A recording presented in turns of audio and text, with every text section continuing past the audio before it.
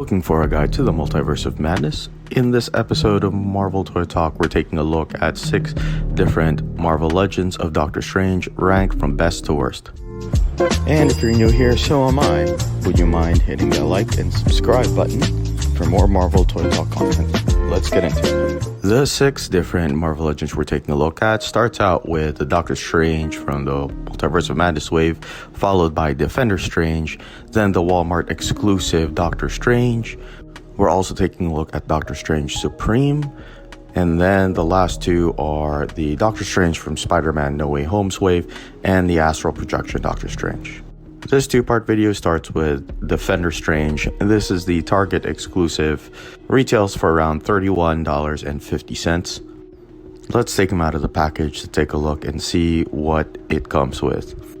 This deluxe Target exclusive Marvel Legends comes with a pair of interchangeable hands, the portal effect, which is why so many collectors are picking this up. This is what it looks like on the front of the portal effect, and this is what it looks like when you flip it around. They look pretty much identical, but for comparison's sake, here it is next to the portal effect that comes with the SH Figuarts Doctor Strange. This is just made out of clear transparent plastic, and I like this effect a little bit more because you can actually pass a Doctor Strange through it. Moving on to the figure itself, we're not going to go too deep into the articulation here, but just to give you a sense of how this guy poses. Anything above the hip line is pretty great. The torso articulates well, so does the head, and then also the standard double jointed pinless elbows. But the biggest gripe I have with all of the figures we're going to see today is that the bottom half of his robe really does limit his articulation down there. He is relatively easy to stand, but that's not the case for all the other Doctor Strange figures that we're going to walk through today. So here he is, standing straight out of the box in front of his portal figure. Looks pretty great. Next, we move on to the Doctor Strange from the No Way Home wave.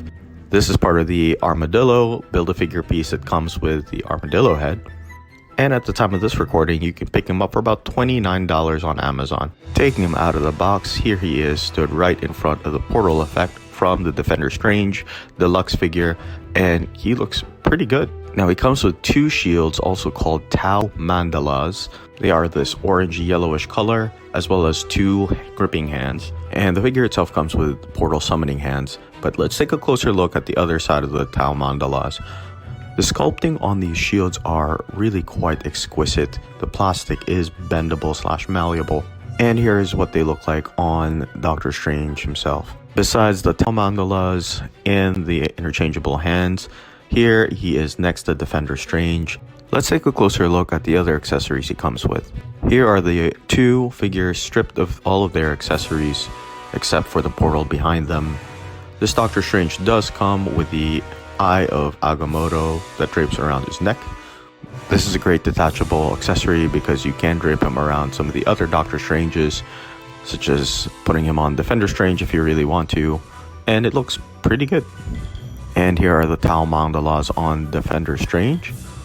Overall, these 2 versions of Doctor Strange look pretty great together, especially because we're likely going to see them fight side by side in the upcoming movie. Now let's move on to the last version of the Doctor Strange. This is from the most recent release of the Doctor Strange wave from the Multiverse of Madness itself.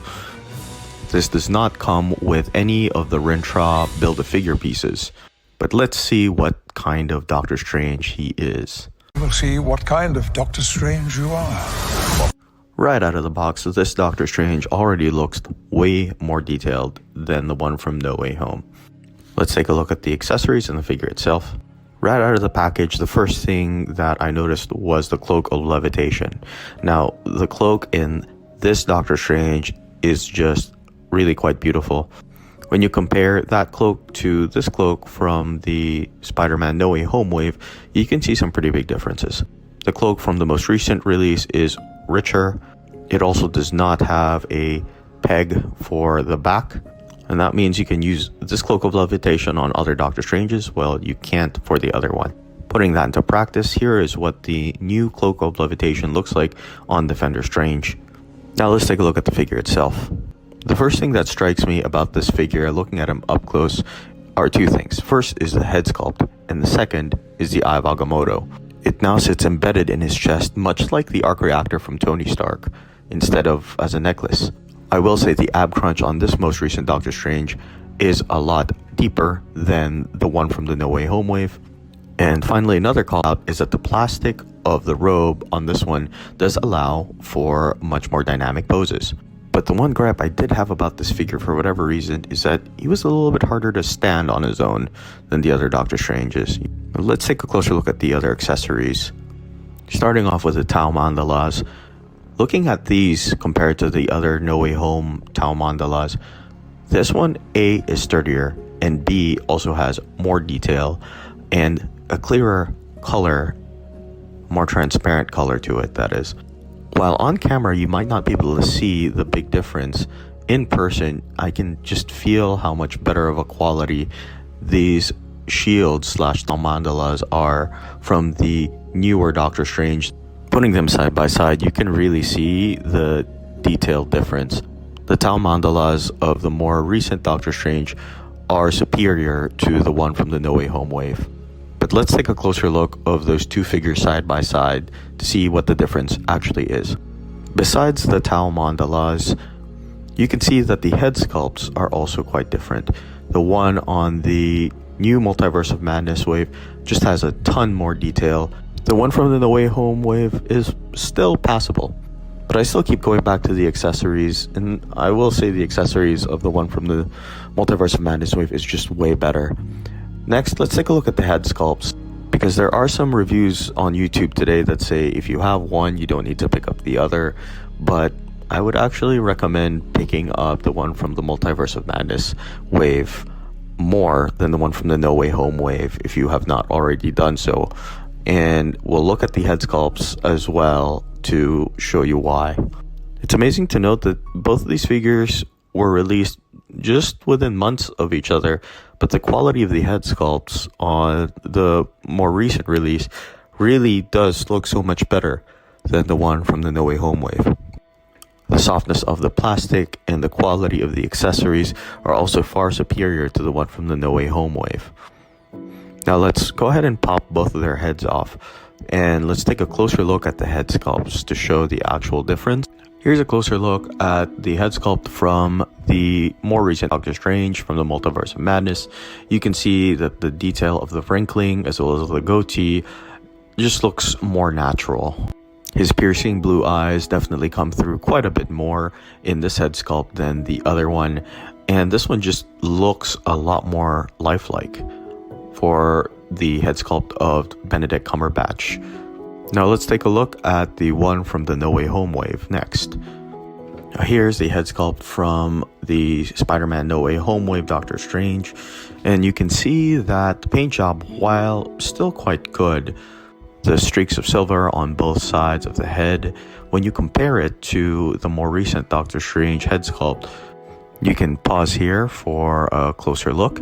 The one on the right has darker blue eyes and darker features, while the one on my left looks like it has lighter blue eyes as well as lighter facial hair and eyebrows. The wrinkling detail on the one from the Multiverse of Madness also is quite a bit better, in a way that's just more subtle, yet much more natural and lifelike.